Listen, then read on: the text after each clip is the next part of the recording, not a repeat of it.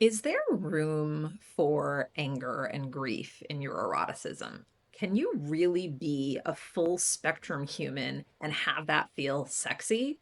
Really important questions to ask, and I am delighted to explore them with you today. I'm Darshana Avila, your guide to all things erotic wholeness, here delving into the realms of sex, intimacy, relationships, and how we can thrive in those aspects of our lives. Make sure you are subscribed here so you don't miss any future updates.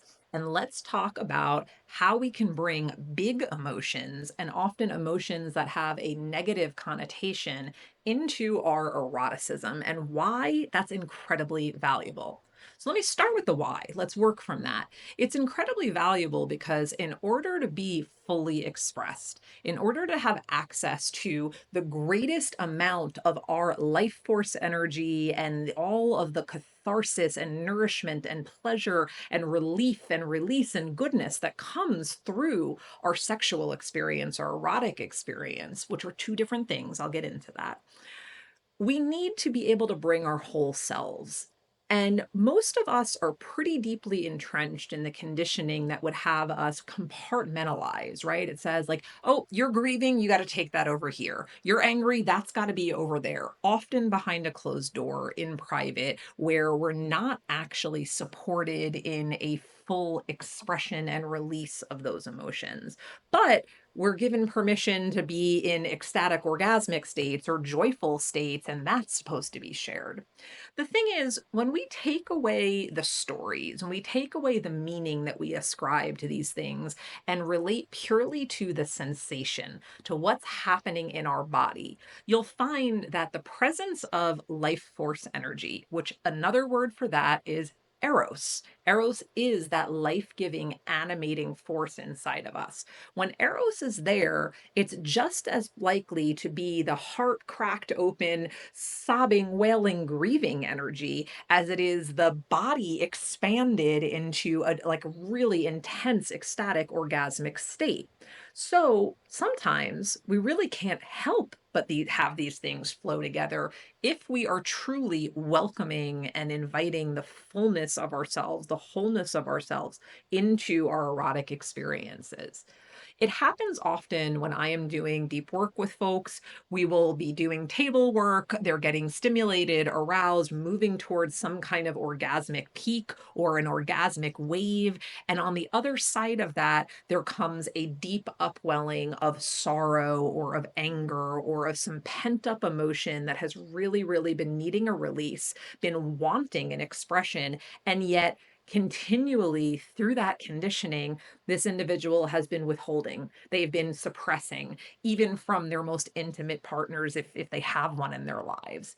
And to be truly in our erotic wholeness, to be embodying ourselves that wholly, that fully, with that much acceptance, we really need to learn how to make room for these big emotions, even in our sexual spaces. Now, I want to be clear.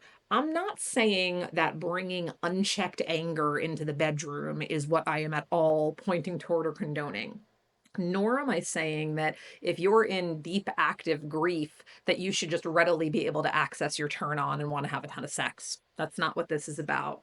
What I am seeding the possibility of and inviting is that you can use that potential, that energy that gets cultivated when you are having a powerful sexual experience as a channel for big energies and big emotions such as grief or anger to move through.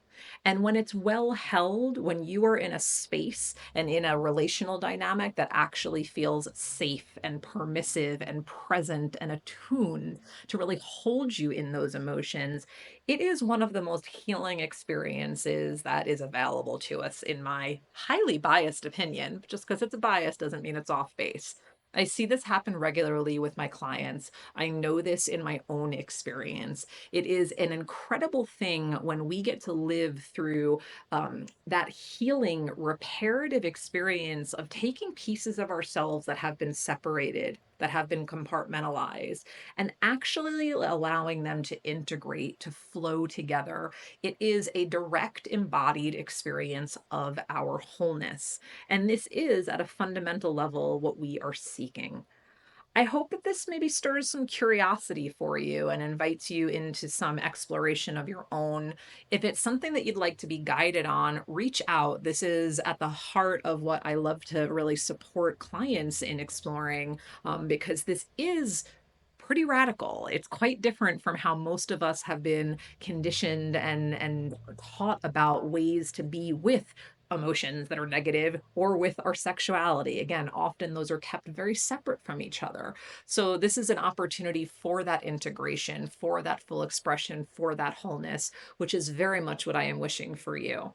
I look forward to hearing from you and seeing you back here on this channel. And until then, be well.